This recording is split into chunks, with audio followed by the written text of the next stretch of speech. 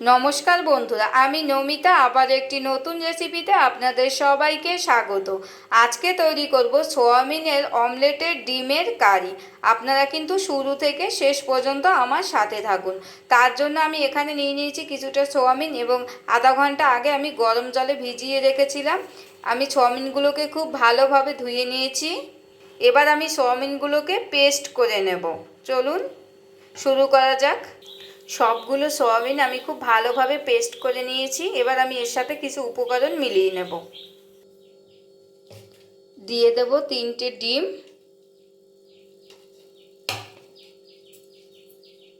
সামান্য পরিমাণ লবণ,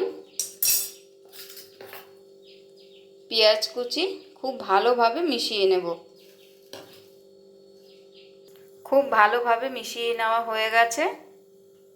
দেখতেই পাচ্ছেন কত সুন্দর হয়েছে দেখতে। এদিকে আমি উনুনে বসিয়ে দিয়েছি একটা কড়াই। কড়াইটা গরম হয়ে গেছে। এবার দিয়ে দেব পরিমাণ মতো সর্ষের তেল।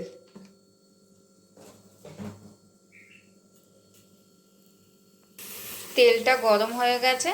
এবার এগুলো খুব সুন্দরভাবে কড়াইতে দিয়ে দেব।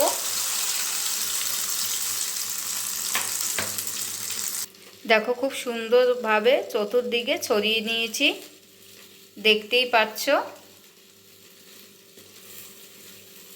এবার আমি ঢাকনা দিয়ে ঢেকে দেব 10 মিনিটের জন্য। উনুনের আঁচটা কিন্তু একদম মিডিয়াম লো আঁচে রাখতে হবে, না হলে কিন্তু পুড়ে যাবে। এই রেসিপিটা তৈরি করার জন্য আমি একটা মশলা তৈরি করে নেব। নিয়ে নিয়েছি সামান্য পরিমাণ পেঁয়াজ কুচি, কাঁচা লঙ্কা,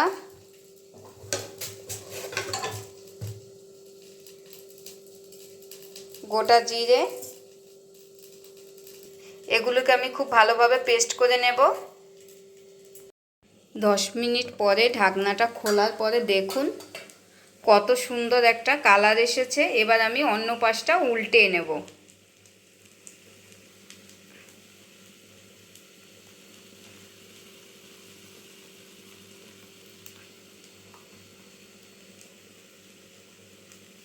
দেখুন উল্টে দেওয়ার পর কত সুন্দর একটা কালার এসেছে, দেখতেই পাচ্ছেন।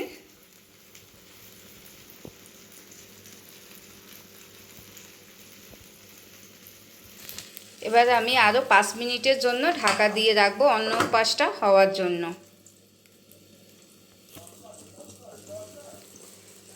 অন্য পাশটা আমার খুব ভালোভাবে হয়ে গেছে। এবার আমি এটাকে অন্য একটি থালায় তুলে নেব।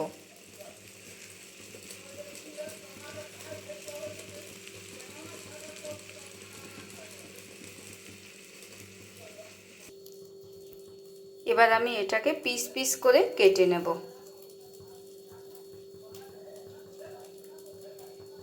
সবগুলো আমি খুব সুন্দরভাবে কেটে নিয়েছি। এবার এগুলোকে আমি সাইড করে রেখে দেব।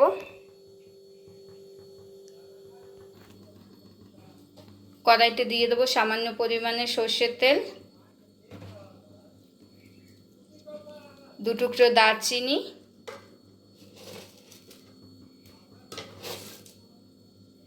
এবং গোটা জিরে।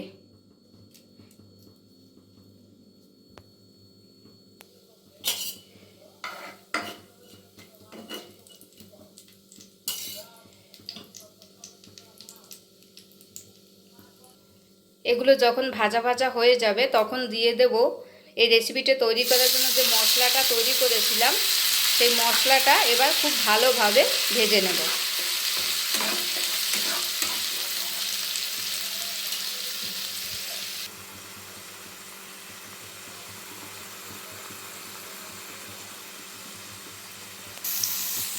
মশলাটা কষানোর জন্য দিয়ে দেব সামান্য পরিমাণে একটু জল,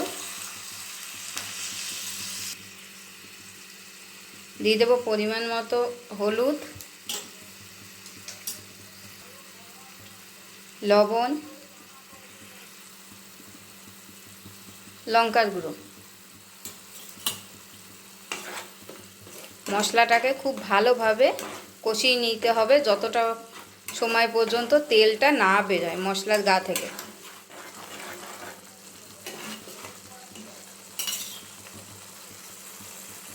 মশলাটা কষানো আমার হয়ে গেছে। এবার দিয়ে দেব পরিমাণ মতো জল।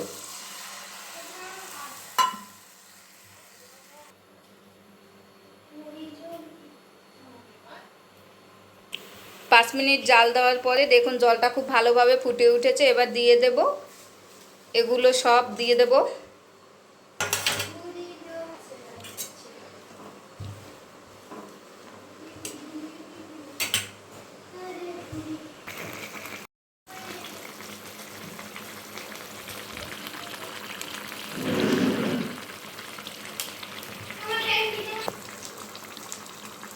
এবার আমি উপর থেকে গরম মশলাগুলো দিয়ে দেব।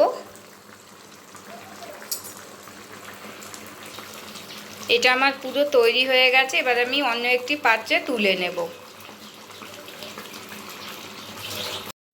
পরিবেশনের জন্য একদম তৈরি হয়ে গেছে। দেখতেই পাচ্ছ কত সুন্দর একটা কালার এসেছে। তোমরা কিন্তু বাড়িতে অবশ্যই একবার হলেও ট্রাই করবে।